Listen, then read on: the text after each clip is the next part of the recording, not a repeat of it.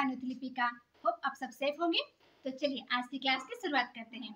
आज के क्लास में हम लोग साइकोलॉजिकल फाउंडेशन ऑफ करिकुलम के बारे में पढ़ेंगे। Psychological foundation of curriculum. So we already discussed about what is curriculum. So there is no need to discuss what is curriculum. Direct come to the psychological foundation. So what is foundation? Foundation is an idea or a base जो आपको ये idea दे कि curriculum कैसा होना चाहिए.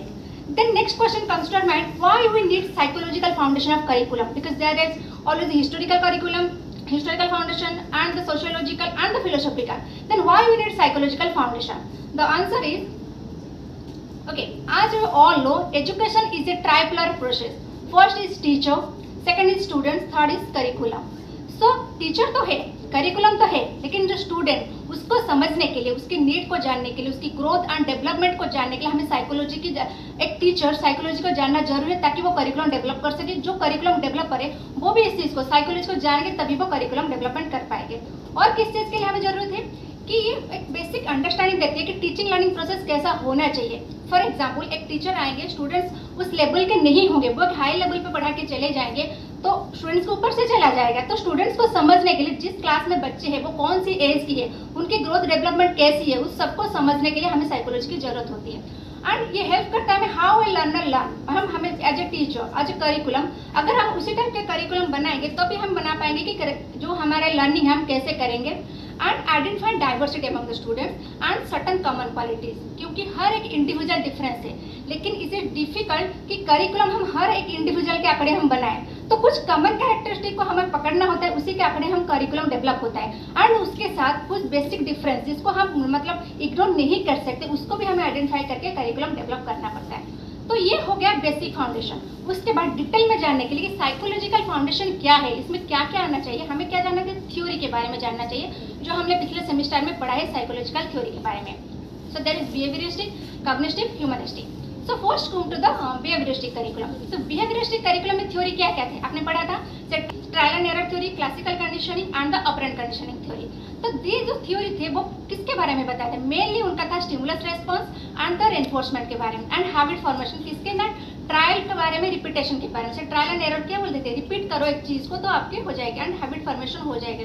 Classically conditioning क्या कहते हैं, आपको कंडीशन करना है, एक के साथ एक को लिंक करना है, कंडीशन करना है ताकि आप लर्निंग कर सके. एंड जो हमारे ऑपरेंट कंडीशन, स्किनर का ऑपरेंट कंडीशन, वो क्या बोलते थे, रेनफोर्स देने के लिए. अगर आप कोई भी एक्टिविटी कर रहे हैं उसको स्ट्रेंथ करने के लिए आपको रेनफोर्समेंट की जरूरत होती है. तो ये होती है बिहेवियरिस्टिक करिकुलम. देन उसी के आंकड़े करिकुलम कैसा होना चाहिए ना, हमारे जो करिकुलम है ऐसा करिकुलम रहना चाहिए जो प्रमोट डिजायरेबल बिहेवियर. बिहेवियर तो हर किसी का, तो चोरी भी एक बिहेवियर है, लेकिन उसको हमें प्रमोट नहीं करना है, हमें अच्छी चीज़ को प्रमोट करना. तो करिकुलम में कुछ ऐसी चीज़ रहना चाहिए जो हमारे बिहेवियर को प्रमोट करे.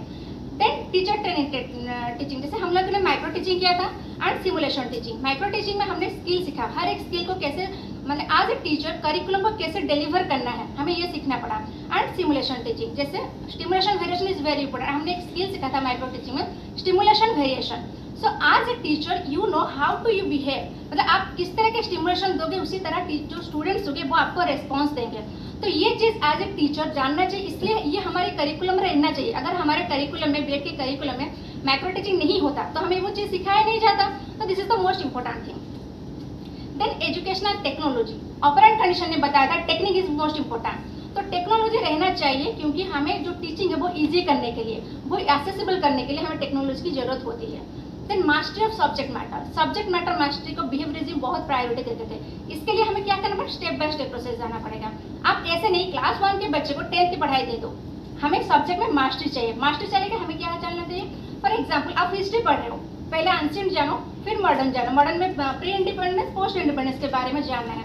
कोई पीजी करके आया है, कोई यूजी करके आया है, लेकिन आप सडनली पीजी में जाके आप स्कूल लेवल में पीजी लेवल के नहीं पढ़ सकते, या पीजी मतलब स्कूल के बाद डायरेक्ट पीजी को नहीं जा सकते. आप स्टेप बाय स्टेप जाते हो ताकि उस सब्जेक्ट को आप सब्जेक्ट में मतलब कर रहे हो, आप मास्टरी करना चाहते हो उस सब्जेक्ट को आप स्टेप बाय स्टेप जान के जाओ ताकि आपकी उस सब्जेक्ट में मास्टरी हो जाए. देन इंडिविजुअल एजुकेशन, जिसके वजह से ओपन सिस्टम ऑफ एजुकेशन को इंट्रोड्यूस कराया गया करिकुलम, क्योंकि हर एक इंडिविजुअल डिफरेंस है. क्लासरूम में इट इज इम्पॉसिबल कि हम हर एक इंडिविजुअल के डिफरेंसेस को आइडेंटिफाई करके उसी के आंकड़े हमको करिकुलम बनाना है.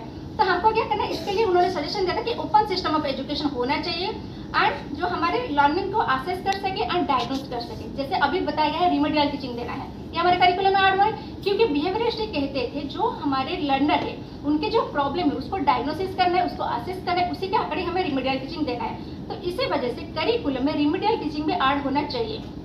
देन अप्रोप्रिएट इंस्ट्रक्शनल मटेरियल और media suit for learners ability. मैंने पहले बताया कि हमारा जो इंस्ट्रक्शनल मीडिया है उसको ऐड करना चाहिए। ओके, देन आता है कॉग्निटिविस्ट करिकुलम। तो वो कौन कौन थ्योरी थे? जैसे पियाजे थी and metacognition, Gardner multiple theory, ऐसे बहुत सारे थ्योरी थे। उनका मेन पर्पस क्या था कि हमारा जो process of information, mental development, आपकी कॉग्निटिव डेवलपमेंट, आपकी थिंकिंग प्रोसेस, इस सब में डेवलपमेंट होना चाहिए। Focus on growth and development. पियाजे ने ग्रोथ एंड डेवलपमेंट को देख के स्टेजेस बताए थे। जैसे उन्होंने बताया था 2 से 11 तक के एज, 2 से 0 मतलब 0 से 2 तक किस एज के बच्चे मतलब उनका कौन सा डेवलपमेंट हुआ होगा, 11 क्लास में हम कौन सी चीज अप्लाई कर सकते, उसी के अकॉर्डिंग हमको करिकुलम बनाने। हाइपोथेटिकल थिंकिंग हमारे 11 क्लास में आता है। अगर आप करिकुलम में वो चीज 5 क्लास एज में लाओगे तो वो बच्चे नहीं जानेंगे। तो इसके लिए हमें कॉग्निटिविस्ट की थ्योरी को जानना पड़ेगा, तभी हम उसी के अकॉर्डिंग हमें हाइपोथेटिकल थिंकिंग अगर देना है तो 11 क्लास एज में देना है। Then there should be focused on the fact that school should be placed in where the students are not after testing question and making mistake. ये मोस्ट इंपॉर्टेंट थिंग है क्योंकि अगर आप क्वेश्चन करोगे तभी आपकी कॉग्निटिव डेवलपमेंट होगी। Cognitive का मेन क्या है? Mental development. तो अगर क्वेश्चन करने का वो एनवायरमेंट क्रिएट होना चाहिए। अगर टीचर आपको धमकाए, डराए, आपको वो माहौल ना दे और ऐसा कुछ एनवायरमेंट हो तो बच्चे मतलब फ्रांक ना हो क्वेश्चन पूछने के लिए, तो वो कॉग्निटिव डेवलपमेंट नहीं होगा। तो टीचर को ऐसे एनवायरमेंट देना चाहिए एंड हमारे सिलेबस और करिकुलम में ऐसा होना चाहिए कि जो हमें क्वेश्चन थिंकिंग पावर होने चाहिए, मेकिंग मिस्टेक होना चाहिए, क्योंकि गलती करने का वो डर होना चाहिए, क्योंकि गलती करेंगे तभी सीखेंगे। तो ये भी नहीं कि मुझे गलती हो जाएगा मैं नहीं करूँगी। टीचर को इस तरह का एनवायरमेंट करना चाहिए कि बच्चे गलत भी करें फिर भी response they. Than playing with ideas, उनको आइडिया देने का मौका देना चाहिए। जैसे अगर फॉर एग्जांपल कोई एक टॉपिक था उसको बारे में हमको डिस्कस करना है। जैसे फॉर एग्जांपल हम हिस्ट्री में लेंगे कि आपको मॉडर्न हिस्ट्री के बारे में, जैसे आफ्टर इंडिपेंडेंस के बारे में बताना है, तो उसके बारे में आप अपने थॉट, जैसे आप बड़े हो गए आप अपने थॉट दे सकते हो कि हाँ इससे क्या क्या मतलब अच्छा हुआ, क्या क्या गलतियाँ हुआ, क्या क्या हम कर सकते थे। तो अपना कॉग्निटिव डेवलपमेंट आप इम्प्रूव करना चाहिए, इस तरह के माहौल बनाना चाहिए। Then from simple to complex, आज you all know simple to complex रहना चाहिए। आप जाके बच्चे को डायरेक्ट जाके नहीं कर सकते हो कि सेंटेंस करेक्शन करो, उसके लिए पहले आपको ग्रामर पढ़ाना होगा, नाउन पढ़ाना होगा, टेंस पढ़ाना होगा, इस सबके बारे में वो जान के फिर कॉम्प्लेक्सिटी के आप जाएंगे। तो एक सिस्टमेटिक वे में जाना चाहिए।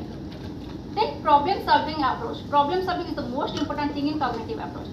सो फ्रॉम कंक्रीट टू एब्स्ट्रैक्ट, जैसे मैंने बताया कंक्रीट चीज को पहले जाएंगे फिर एब्स्ट्रैक्ट थिंग को जानेंगे, बस बिकॉज जब तक जैसे पियाजे ने बताया था पहले कंक्रीट स्टेज आता है, उसके बाद आता है एब्स्ट्रैक्ट स्टेज। देन आता है bring to mind relevant prior knowledge, prior knowledge के साथ कनेक्ट करना चाहिए। जैसे ये एक स्पाइरल के चलता है करिकुलम हमारा, हम यहाँ पे आ गए हैं, जैसे हमने पढ़ा था फॉर एग्जाम्पल मेरे एजुकेशन से ये चीज़ हमने कुछ पढ़ा था, लेकिन बीएड में आ गया हम कुछ ज़्यादा मतलब कुछ ज़्यादा उसके बारे में जाने हैं। तो जो हम यूजी में पढ़े थे उसके बाद पीजी में थोड़ा प्रायर नॉलेज कनेक्ट हुआ, उसके बाद कुछ नए नॉलेज आया, फिर मतलब बीएड में वो प्रायर नॉलेज था, कुछ नया नॉलेज ऐड हुआ। तो प्रायर नॉलेज को लेके चलना है क्योंकि वही आपकी कॉग्निटिव डेवलपमेंट करती है। Then point out important information. Then so students how categories chunk of related information, जो इन्फॉर्मेशन होता है उसको आप कैसे कनेक्ट करना है। Then come to the humanistic curriculum. तो ह्यूमनिस्टिक करिकुलम में कौन कौन आता है? जैसे गेस्लास theory, Abraham Maslow and Carl Roger. जैसे अब्राहम मैस्लो ने क्या था, नीड ऑफ हायरार्की के बारे में बताया था। इस थ्योरी मेनली प्रायोरिटी देता है ह्यूमन नीड के ऊपर, ह्यूमन इंटरेस्ट के ऊपर, ह्यूमन एग्जिस्टेंस के ऊपर। तो हमें ऐसे करिकुलम बनाना चाहिए जो ह्यूमनिटी को प्रायोरिटी दे। तो उसके लिए हमें क्या करना चाहिए? इंटरेक्टिव क्लासरूम करना चाहिए and focus on personally not a subject matter. And जो हमारा करिकुलम, जो हमारा टीचिंग है, ये प्रोसेस होना चाहिए, ना कि प्रोडक्ट आप पास या फेल। प्रोसेस क्या होगा कि आपको सीखना चाहिए। आप जो बीएड जब आप कर रहे हो वो उसी दौरान आपने क्या क्या सीखा, आपकी ह्यूमनिटी कितना डेवलपमेंट है, ये चीज़ को हमको जानना पड़ता है। देन फिजिकल प्रोग्राम, जैसे बहुत सारे हमारे जो ह्यूमनिस्ट होते हैं वो ऑलराउंड डेवलपमेंट में प्रायोरिटी देते थे, इसलिए हमें क्या fitness, nutrition, health problem and mental health. Fitness के लिए स्पोर्ट्स होता है करिकुलम में। देन न्यूट्रिशन के लिए अभी साइंस में आप फूड के बारे में पढ़ते हो, क्रॉप के बारे में पढ़ते हो, या तो फिर आप बहुत सारे जैसे अभी स्कूल में भी करिकुलम में जो मिड डे मील दिया जा रहा है इस सब में बारे में होता है। हेल्थ प्रॉब्लम के बारे में आप साइंस में भी पढ़ते हो एंड बहुत सारे हेल्थ प्रॉब्लम रिलेटेड आपको गाइडेंस भी मिलते हैं। जैसे यूनिवर्सिटी में अभी बताया गया है कि मेडिकल होना चाहिए। तो ये सारी चीज़, मेंटल हेल्थ तो हम लोग के सिलेबस में है कि मेंटल हेल्थ को कैसे कंट्रोल करना चाहिए, ये चीज़ हमें करिकुलम में सिखाना चाहिए। देन आता है self actualisation. So self actualisation, self realisation, जो आपको एक गुड ह्यूमन बनाता है, उसके लिए करिकुलम में क्या होना चाहिए? योगा जो है हमारे। Then peace education, value education, prayer, ये सारी चीज़ आपको सेल्फ रियलाइजेशन देगी, जिससे एक लर्नर वो खुद को रियलाइज कर पाएगा एंड गुड ह्यूमन बनेगा, क्योंकि ह्यूमन इसका मेन मोटिव था ह्यूमन बनाना है।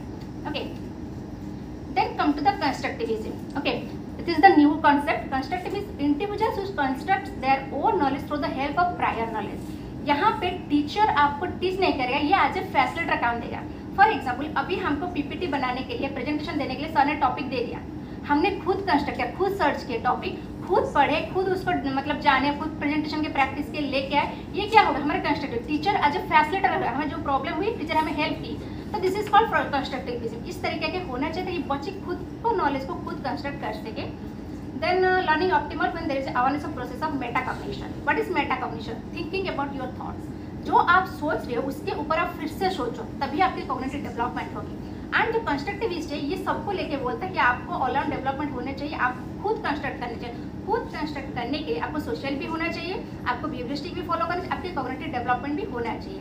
एंड टीचर कैसा होना चाहिए, वो एज ए फैसिलिटेटर होना चाहिए, वो आपको मतलब जो हमारे रास्ते हैं वो दिखाना चाहिए. ओके, सो हमने पढ़ा बिहेवियरिस्टिक एंड जो हमारे कॉग्निटिविस्ट एंड कंस्ट्रक्टिविस्ट, ह्यूमनिस्टिक. तो ये था हमारे जो थ्योरी थे, साइकोलॉजिकल थ्योरी, उन्होंने बताया था करिकुलम कैसा होना चाहिए. तो ऑल ओवर अगर हम देखा जाए कि साइकोलॉजिकल फाउंडेशन कैसा होना चाहिए, जो लर्निंग को, जो transfer of learning, growth, development, creativity, personality, इस सब चीज़ में इंपॉर्टेंट देना चाहिए. एंड टीचिंग मेथड पे प्रायोरिटी देना चाहिए. ओके, सो